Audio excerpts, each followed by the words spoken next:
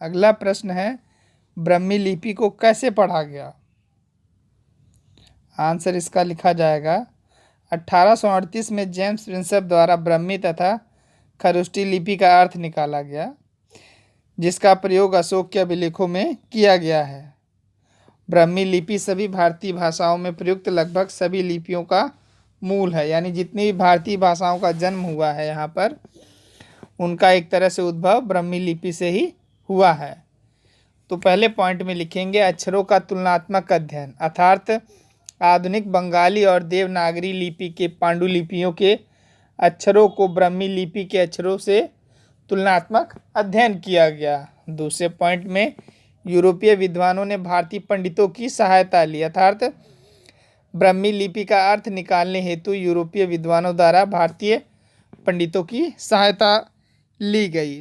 तीसरे पॉइंट में है, निष्कर्ष यह निकला, अध्ययन का निष्कर्ष यह निकला कि ये संस्कृत में लिखे हैं, जबकि प्राचीनतम अभिलेख प्राकृत में है। दशकों तक उपरोक्त प्रक्रिया चलती रही और 1838 में ब्राह्मी लिपि का अर्थ निकाल लिया गया। अगला प्रश्न है, खरोष्टी लिपि को कैसे पढ़ा गया? आंसर है, पश्चिमोत्तर भारत में पाई जाने वाली खरोष्टी लिपि का अर्थ भी जेम्स प्रिंसेप द्वारा 1838 में निकाला गया।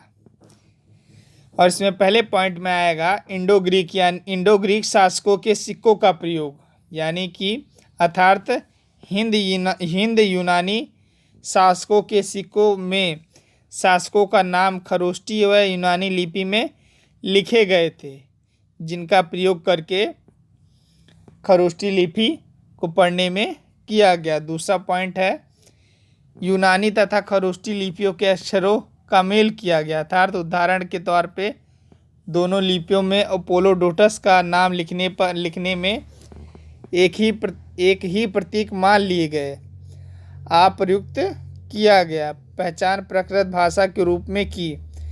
चूँकि प्रिंसेप ने खरोष्टी में लिखे अभिलेखों की भाषा की पहचान प्राकृत के रूप में की थी, इसलिए लंबे अभिलेखों को पढ़ना सरल हो गया।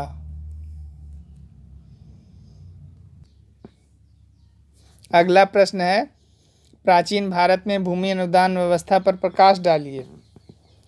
इसका आंसर इस प्रकार से लिखा जाएगा, भूमि अनुदान का प्रारंभ, ईस्वी के आरंभिक शताब्दियों से ही भारत में भूमि अनुदान की प्रक्रिया शुरू हुई और सर्वप्रथम सातवाहन शासकों द्वारा भूमि अनुदान की प्रक्रिया शुरू हुई।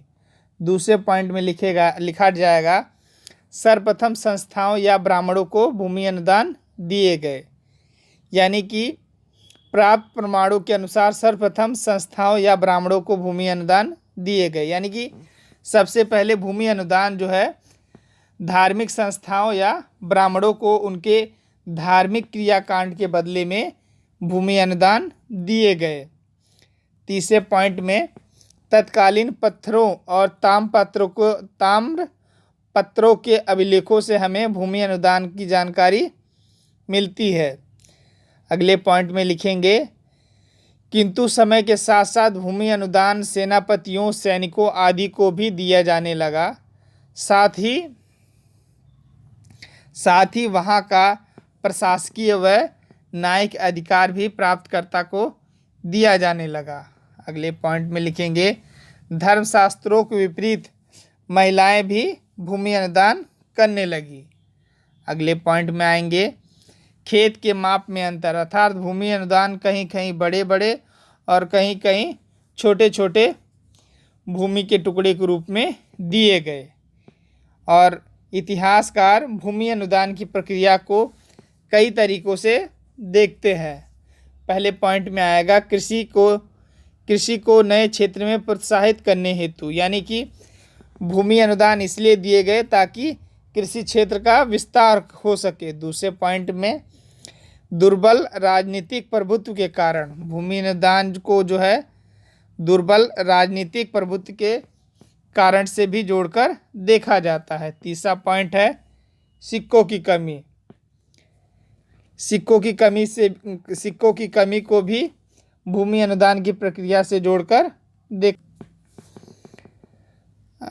अगला क्वेश्चन है, दानात्मक अभिलेख क्या है? दानात्मक अभिलेख उसे कहा जाता था जिसमें दान देने वाले दाता के नाम के साथ प्राय उसके व्यवसाय का भी उल्लेख होता है। साथ ही नगर में रहने वाले धोबी, बुनकर, लिपक, कुम्हार, अधिकारी, धार्मिक, गुरु, व्यापारी और राजाओं के भी विवरण जिन अभिलेखों में लिखे जाते थे उन्हीं को दानात्मक अभिलेख कहा जाता था। अगला प्रश्न है हमारा, सुदर्शन झील पे प्रकाश डालिए। आंसर है चंद्रगुप्त मौर्य द्वारा निर्मित। सुदर्शन झील का निर्माण चंद्रगुप्त मौर्य द्वारा किया गया। दूसरे पॉइंट में सिंचाई हेतु 2 नदियों को जोड़कर सुदर्शन झील का निर्माण किया गया। तीसरा पॉइंट है, अशोक, रुद्रदामन तथा स्कंदगुप्त के काल में मरम्मत व पुनर्निर्माण। आगे चल के अशोक, रुद्रदामन और स्कंदगुप्त के काल में सुदर्शन झील की मरम्मत तथा पुनर्निर्माण किया गया। चौथा पॉइंट है, सुदर्शन झील की जानकारी। गुजरात में स्थित रुद्रदामन के जूनागढ़ अभिलेख से हमको सुदर्शन झील की जानकारी मिलती है। इसी में 1 नंबर का ऑब्जेक्टिव क्वेश्चन है, किस युद्ध या घटना के कारण अशोक ने धम्म या बौद्ध धर्म को अपना लिया? आंसर है कलिंग युद्ध। कलिंग युद्ध के कारण अशोक ने बौद्ध धर्म अपना लिया।